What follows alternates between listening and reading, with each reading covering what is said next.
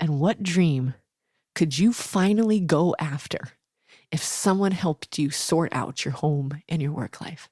Hello, and welcome to the Encourager Podcast, where we have encouraging conversations to help you joyfully harmonize your home and work life. I'm your host, Rebecca Scott. I'm a wife, mother, designer, coach, and author. I'm here to help encourage and empower you to confidently make decisions that work for you and your stage of life, whatever that might be. Hello, encouragers. Today's podcast is going to be a little bit different in that I really want to convey to you how much my life has transformed since I've been able to offer coaching and the service products, if you will, for my Encourager brand, give you a little bit of the backstory of how I came to this point in the business of the Encourager and what just really lights me up. Have you ever done something that made every part of you say, this is what God made me for? You know, that little like twinge in the back of your neck, or the skip of your heartbeat, or the tears that are just so close because it's like, man, God, this is the moment. This is what you created me for.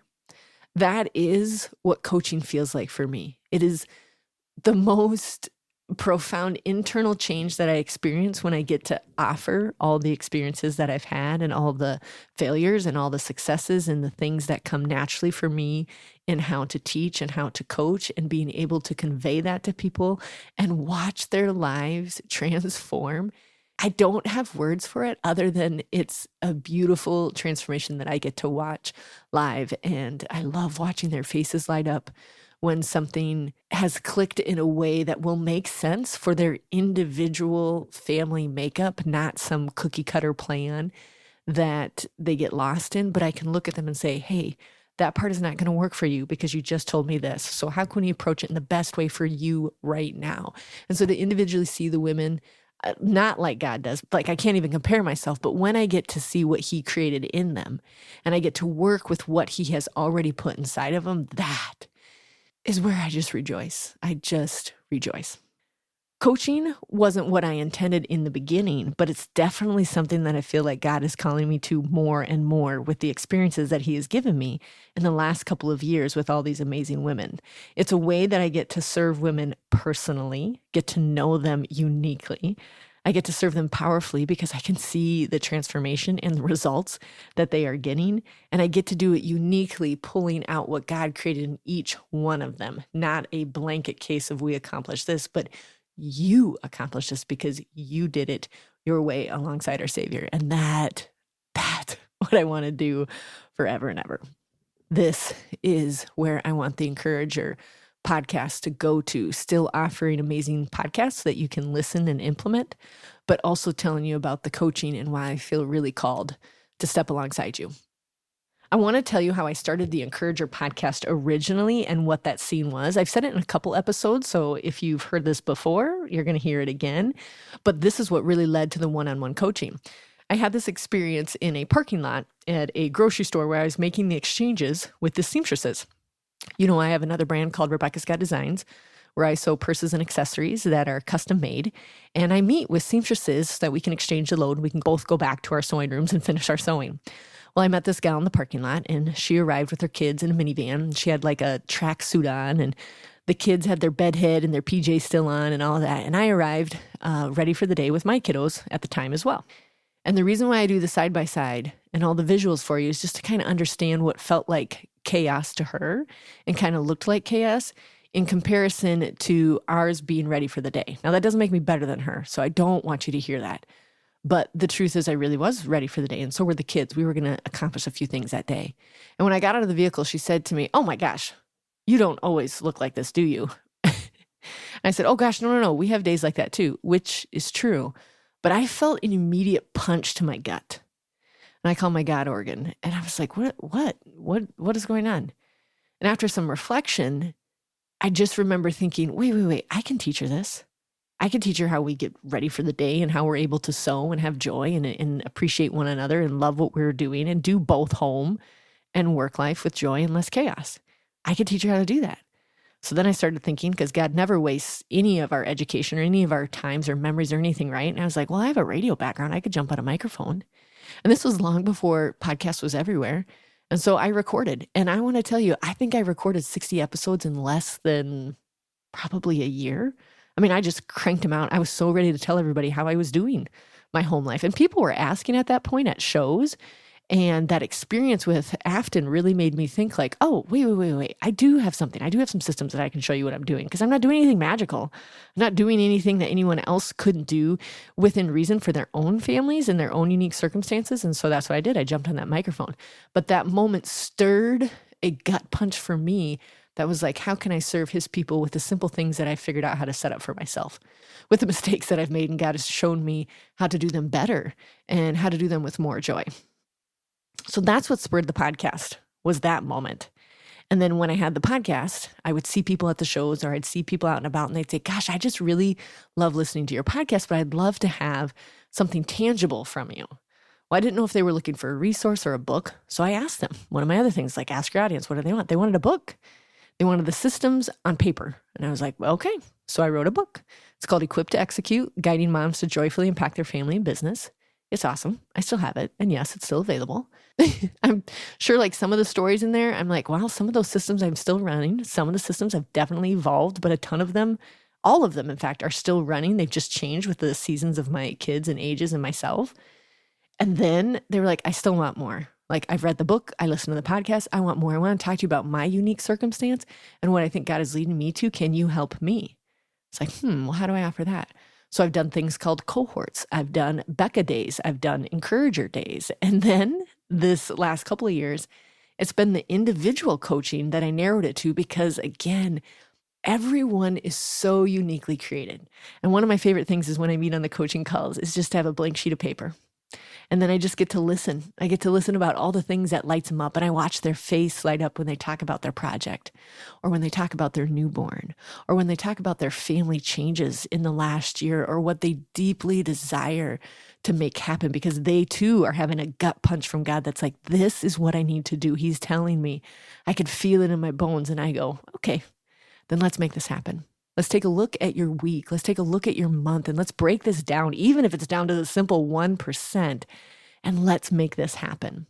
I just love looking at the blank sheet of paper, filling it in with a bunch of notes as God tells me who this woman is and what he wants to accomplish through her. That, oh man, it lights me up. I get excited just sitting here telling you about it because, again, it starts with a blank sheet of paper, and then the woman starts talking. And God starts filling in the blanks about, okay, and I put this in her, and I put this in here. And will you please notice when her face goes down, and to remind her who she is, and to remind her what she can accomplish, and to remind her who I made her to be, all of those things. I just get to be a vessel. I also love the circumstances where they're telling me how much they want to get done. And I'm able to say, I just want to repeat back to you the things that are going on in your life and just give you a little permission to maybe pause on that for a little bit. Let's reduce the amount of time you're plugging into it just so that your home life doesn't fall apart because I've mentioned this or this. So those kind of scenarios are just beautiful, beautiful that happen. And they just give me lots of energy and lots of confidence of what I know God will put inside that piece of paper to help them along.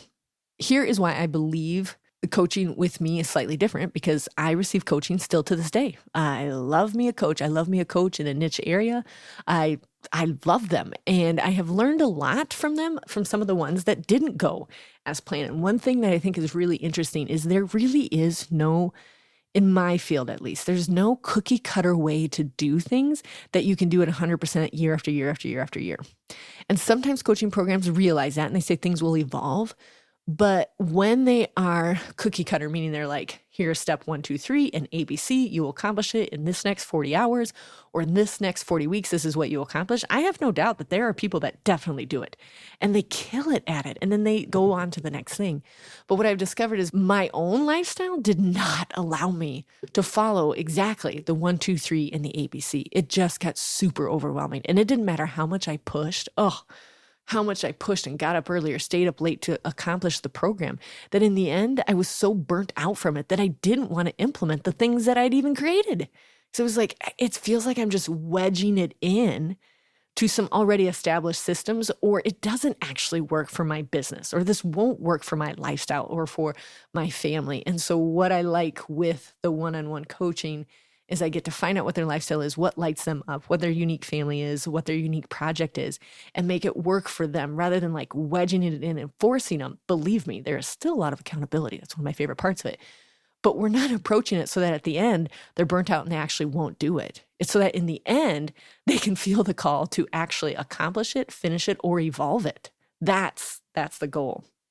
And I also think it matters because women in particular are amazing human beings.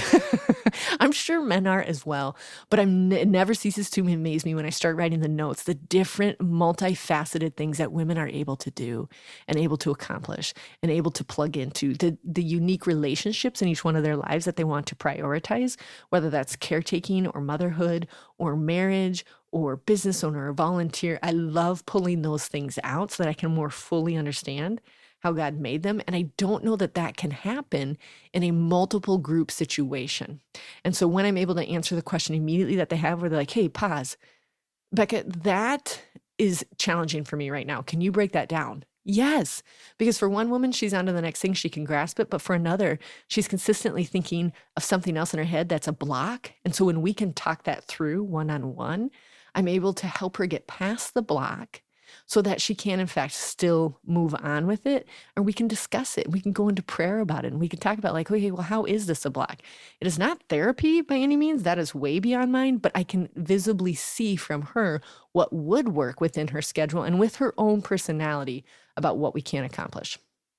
Ultimately, no woman is the same, and that's on purpose. We're all our own little fingerprints. And so when we get to work together one-on-one, I can pull out those individual things from that woman that God is showing me, that she is showing me, that I'm revealing as I'm going through all the notes, and really work to develop that and really hone in on that. I do believe that the mental load is so strong for Christian women with so many deeply personal ideas, projects, goals, and roles that we do need to break it apart and kind of figure out how we're going to put it back together. And that puzzle at the end is such a beautiful, unique fingerprint. And that's why I do think that it matters to coach one-on-one so that the puzzle is in fact something that they have put together and all the beautiful pieces do go together, because we know that God gave us every single one of our roles on purpose. And he knows that we are gifted to be able to run them. He calls us fit to do them, or he wouldn't have given them to us. And so when I can remind them like, wow, this is who you are, they relax a little bit into it. Like, you're right, this is how God made me, and it is good and it is well. I may feel a little chaotic right now, but let's just break it down. And so it's less chaotic and it's a little more organized, and you can find some momentum and less burnout. God didn't make carbon copies, so why should coaching treat us like a carbon copy? One of my favorite things with coaching is never take advice from anybody you wouldn't trade places with. And so that being said, like, is your coach someone that you just admire on all fields, both home and work life, and in their faith and in their leadership? Do you admire that and then take the advice? And if you don't, and there's no way that your two lifestyles are anything alike, maybe what they want you to do and want you to accomplish is not, in fact, what God wants you to do or what God wants you to accomplish, but in fact, man's way of success or just a human's way of success. So I approach success in both home and work life in a different way for our unique individual personalities. Scripture tells us that in 1 Peter 4:10, which is the Bible verse I have for my business, Rebecca Scott Designs, that each one of us should use whatever gift we have received, faithfully administering his grace in its various forms. And I love this one for artists because it's like, whatever it is, whether you're painting a gourd or you're making a purse or you're making a beautiful wood project or crocheting a doily, whatever it is, use his grace, telling others about who he is. I think the same is true of the coaching. Whatever unique thing that God has given them, let's use it to demonstrate his grace. Ephesians 2:10, you were created for good works, prepared in advance. I'm sorry, what? Yes, God has laid out good works for you in advance. He already knows the sheer amount of ideas that he put in your head. That's him. And he knows that you can do them. We're going to sort through them a little bit, but those are prepared in advance for you. He wants that for you. They are prepared in advance. I find great comfort in that. Proverbs 27:17, iron sharpens iron. And so when I meet with other Christian moms, I can tell them like, hey, I'm not going to let you talk to yourself like that. That's not true. Let's look for evidence of that. You know, if they're negative self-talking, or hey, that's probably not a habit that's going to be conducive to you accomplishing some things in the future. How do you think we can reduce that habit? Not in a shameful way, but just in a calling out way of ironing, sharpening iron. Like, oh, I see what you're trying to get at. If we're going to get here, there are some things that we're going to have to reduce. And there's going to be some things that we're just going to get more disciplined on. And we can do that in love and kindness and grace. Irons sharpens iron. So here are a couple of stories from coaching that I'd like you to know about because it might be relatable to what you're currently thinking about. I had one busy mom of multiple kids who really wanted to get her website up and going. And she didn't feel like she could do it in the summer months because of all the kids being home and all the things that happen in the summer. And so we really narrowed down after journaling for a whole week about where her time was being spent, that she discovered there was about 4 hours every week that she could plug into this project. And so that's what we did. We blocked in the time, we held it sacred, and she started working on her website. And we set a goal for when the website would debut, and she met the goal. She said when she created the goal, she's like, there's no way this is actually going to happen. And then as she kept implementing the simple, it probably wasn't at 1%, it was probably more like 20% of the goal that she wanted. She started implementing it. Those 4 hours weekly, she did in fact accomplish her goal of getting her website up and going. And so that was just such a huge victory dance for both of us. When she thought, there's no way I can do it in the summer months, we managed to find a way because God will create the time when you have the desire. And then there's another coaching client who needed to change her customer's journey. Also a little bit of the internal stuff, how she was going to pay herself, how she was going to create more automation so she wasn't always so stressed out. So we set to doing that. We set deadlines. We also set deadlines that weren't doable. And so she could come back to me and say, like, I'm really having a hard time getting to this one. Can we break it down even further? I love it. Yes, let's make this accomplishable. If it was too big, let's push out the deadline a little bit. Let's figure out which steps are the most hard to get through, where you're getting stuck. I can tell you a little bit about what I've experienced in this field. It was a beautiful reordering of the steps. And she did, in fact, create the automations. So the customer journey got better. She increased her prices. She was able to start paying herself. She got her money organized, which was very important to her to know, like not robbing from Peter to pay Paul. So setting up like what were operating expenses, what were taxes. And so we got all that organized. We had tough conversations with accountants to make sure it got organized the way that she wanted it, helped her articulate why it was important to her. That was just such a really fun data-driven one. And in the end, she was able to collect even more customers and put them through her funnels and feel super confident that they would still be really well served because she had automations and not having to individually reach out to each one of them and getting overwhelmed with the intake, but actually getting excited with the intake of business. Then there was the permission for the young mom who really wanted to get her side business up and going and thought that she should commit 2 hours every single night to getting it up and going. And so we did a little evaluation of her time and of her monthly activities and taking into consideration the kids and her marriage and everything. And the time that she suggested was in the evening hours when she spent time with her husband, but like he was very understanding because there is hustle periods. We get that in business. And what I suggested from my experience is that you actually can relax in the evenings. If that is the only time that you spend with your husband, and I don't even care if you're watching TV or whatever, I can promise you from a mom of 4 who are getting bigger and bigger every day, you will never get those years back. Like you just won't. And so this is almost like a sacred time, and you can do with that time what you want, whether you're watching or sleeping or whatever.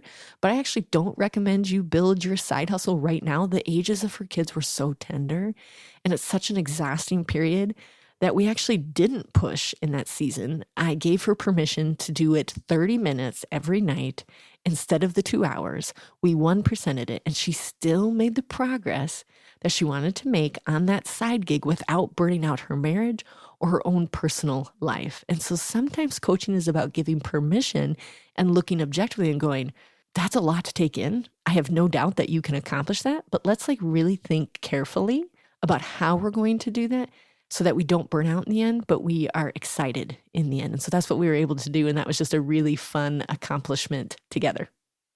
There are moments when I've coached that the kiddos know at the end of the day, Mom, what'd you do today? And they're like, you must have been coaching today. Rosalind said this to me, and I said, how did you know that? And she goes, because you are extra hyper. And it's true. To describe the feeling when you get to watch a woman transform and a woman wrestle with the amazing ideas that she's got, or a woman just find the simplest 1% fix to something that allowed her to exhale extra long, is such a gift. And it gives me holy goosebumps. It gives me holy high fives. It gives me holy chest bumps. Like the moment I get off a call, I would never record it because it's absolutely atrocious, the amount of emotions that move through me. I mean, I usually hoop and holler as if I've just scored a touchdown. And I can picture my son, when he would score a touchdown, he's a running back, he would jump like 10 feet in the air. He was just enthralled. And then right after the 10 feet in the air, he would immediately fall to his one knee and bow his head and point up and thank the good Lord for the victory he just had. And that's such a clear visual of what happens to me when I coach. It's like this rush of adrenaline and like, God, move through her, remind her who you made her. And then this humbling of like, oh my gosh, thanks for letting me be a part of it. Thank you for letting me get to be the one on the one knee who gives it back to you and says, God, just move her.